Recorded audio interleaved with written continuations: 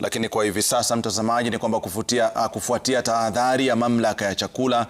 na dawa ya Rwanda na kusimamishwa kwa muda uingizaji, usambazaji na uuzaji wa zaidi ya aina 50 za pombe kutoka nchi mbalimbali zikiwemo Kenya, Uganda, Tanzania, Burundi, India na Poland kwa sababu za usalama wa afya ya umma, shirika la viwango na ubora wa bidhaa la Kenya KEBS limewahakikishia wafanyabiashara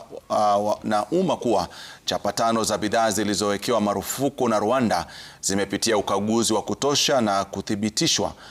kufikia viwango salama na ubora unaohitajika nchini Kenya na Afrika Mashariki. Na KEBS inasema kuwa bidhaa hizo zina nembo halali za uthibitisho na zimeafikia viwango vya ubora na usalama, na kuwa ufuatiliaji na ukaguzi upya wa sampuli 69 umebaini kuwa ni salama. KEBS inasema inafanya mazungumzo na shirika la ubora wa bidhaa la Rwanda na mataifa mengine ya Afrika Mashariki kubaini chanzo cha marufuku hiyo na kufanikisha upatikanaji wa suluhu ya haraka. KEBS kadhalika inasema kuwa imekagua viwanda vinavyotengeneza bidhaa hizo kati ya tarehe 7 na 10 mwezi Agosti na kuchukua sampuli mpya zilizofanyiwa ukaguzi kwenye maabara na kuthibitisha kuwa vimeafikia viwango vya ubora. Shirika la viwango nchini Tanzania limetetea bidhaa zinazozalishwa nchini humo na kuzitaja kuwa salama na zilizothibitishwa ubora kulingana na sheria ya Afrika Mashariki ya viwango, udhibiti ubora